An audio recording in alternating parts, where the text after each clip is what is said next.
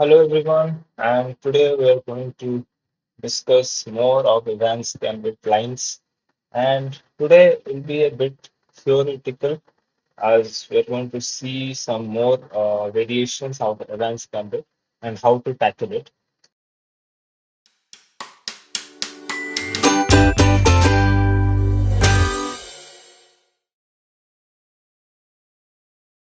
About the variations, it is very interesting as it's not very easy for black to get out of it.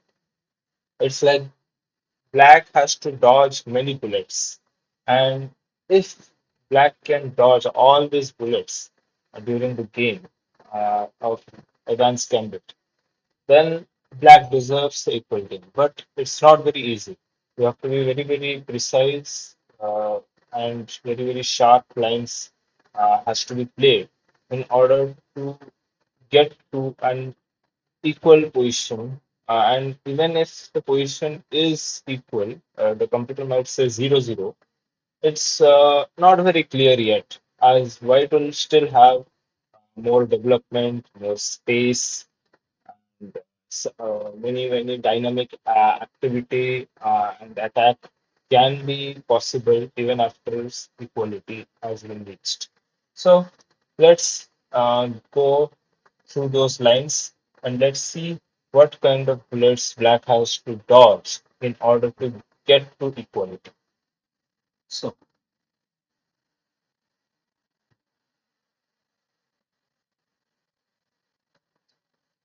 so we know advanced gambit starts with the move e4 and we respond with e5. Black has to respond with e5, knight to f3, knight to c6, and then bishop to c4, attacking the uh, pawn on f7, the weakest pawn in black's territory, and then bishop to c5.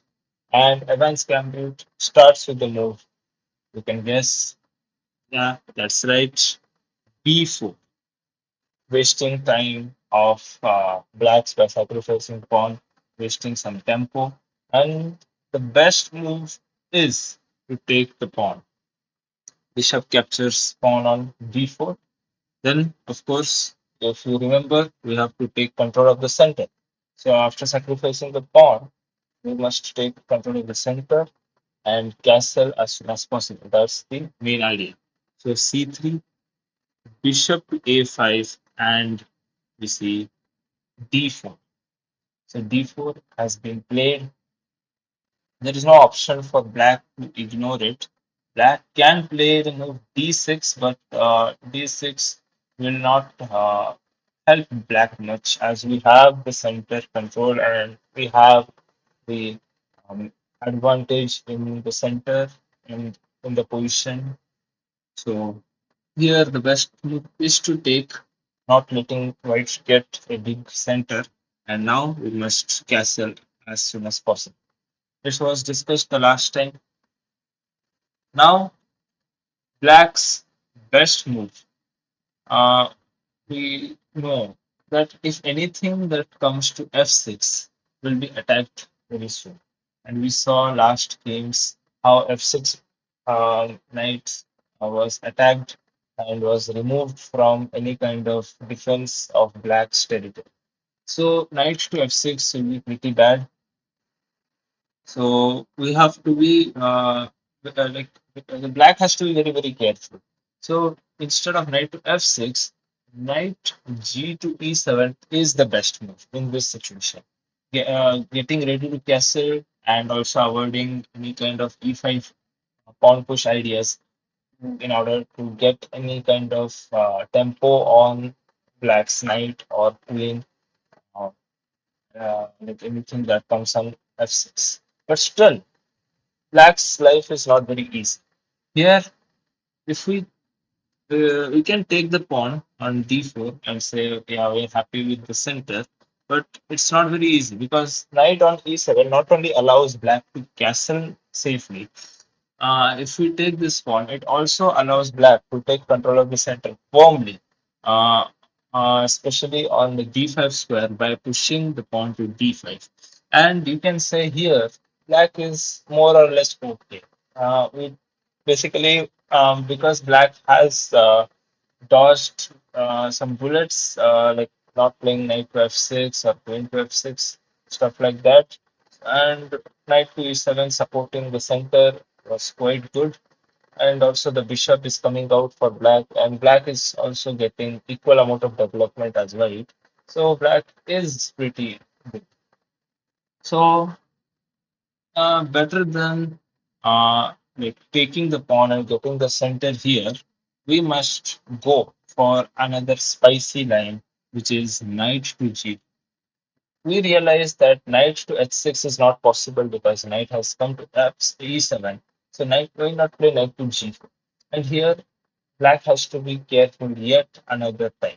And if black, without thinking much, castles here, as we can see f7 pawn is attacked twice, and if black castles here, black is pretty much lost. And how?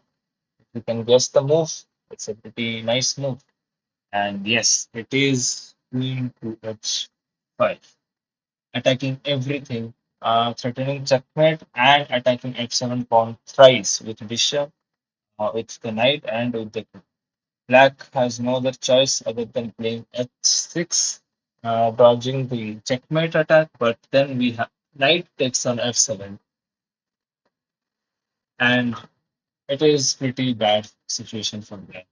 Here, black cannot do anything else other than taking the knight with the rook. Anything else will lead to like sacrifice. You can say will be a blunder of the queen. Like if black plays queen here, then we simply can move here, and the queen is lost with a discovered attack. So here, black has to be careful. So black has to take,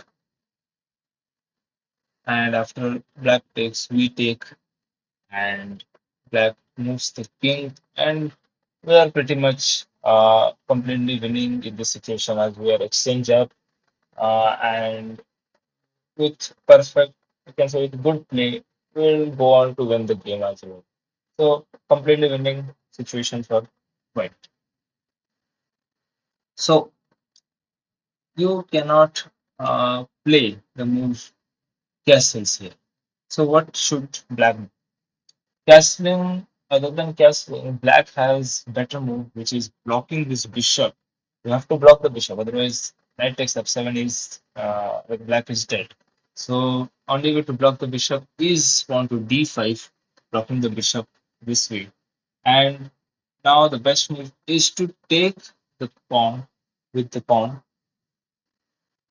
And here also black has to be very, very careful. Here black should not play knight takes on d5 as it leads to immediate loss after you can guess the move. You pause the video for that. And yes, knight takes on f7. It's a fried liver kind of attack, but it's a better version of that as we are castled, and here black has to take the knight, getting the king out to unsafe square. And after that, we play queen to f3, attacking the king and the knight at the same time. And after king tries to protect the knight with king to e6, we have rook to e1 check, attacking the king yet again. And after knight to e5, like idea, we simply have bishop to f4, and you can see black's situation is very, very terrible, and there is no chance that black can survive this attack. All the spins around the king, all the attacks on the knights. So very bad situation for black. So here,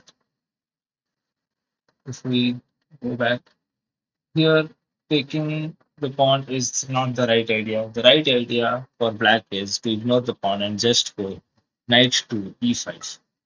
So here, after knight to e5, it's attacking our bishop, but we can just take the pawn with the queen, and we can say we are very, very fine here. Black will play pawn to f6, trying to attack our knight, but we also attack the knight back with rook to e1, bringing the rook to the open file. Then here we play the move, black will play the move bishop to b6, trying to attack the queen. Queen has to go to h4, and now after knight to g6 and queen to h5, pinning the knight, we are sacrificing yet another piece here after f takes on g5 and bishop takes on g5. It's a very difficult situation for black. Here black cannot castle. If black castles, it's done. It's done for black because we have the move d6 and boom, everything everything black will lose. The pawn will take on uh, e7, and we very very fine. We completely winning position. So that's not an option for black here either. So castles is out of question. Here the best move for black is very very difficult to find, and that is to give up the bishop on b6 by playing bishop captures on f7, then king captures on f7, and now black will cancel with a check. And here black is more or less equal, but still we have a lot of attack left as pieces are at very dangerous squares in the position. So, and bishop sacrifice on f2 not very easy. So what will happen if black remains greedy here? Let's say black tries to protect this knight with bishop to c5.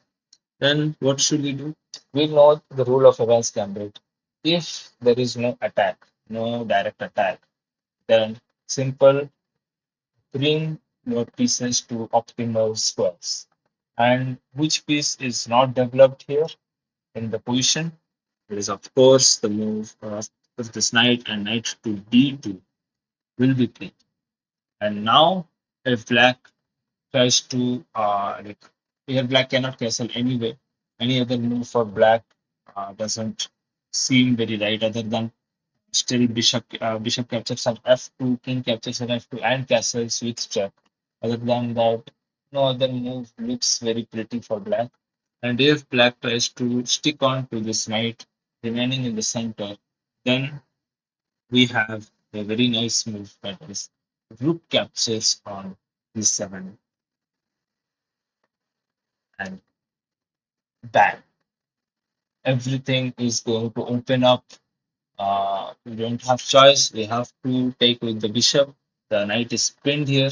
That's why we have put queen to h5. And now what should we do? We should bring the last piece into the game, and that is rook to e. Now everything is lost for black. You cannot save anything. Castling is out of question. Black has to play something very practical, but I think not work much. It's pretty lost for black. So uh, we can see how many bullets black has to dodge in order to get an equal game. So not very easy for black to survive such an attack during the advanced game. So we have to remember all the lines. If you want to try this opening out, you must go through these lines thoroughly. And if you want, you can go through the videos again and again in order uh, to get these lines into your muscle memory so that during the game you'll not have any problem. Especially like blitz game or bullet game, it will work very, very well as your opponent will not have the time calculate such complex moves. And if your opponent is booked up, if your opponent has prepared against the advanced gambit and is playing all the correct ones, then yeah, your opponent deserves a equal game. But for that to happen, your opponent has to be very, very good professional chess player.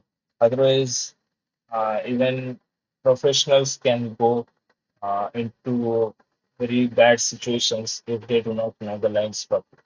So that is it for this video, and we will come back with a new game of Advanced Gambit in the next video. So for time being, bye bye.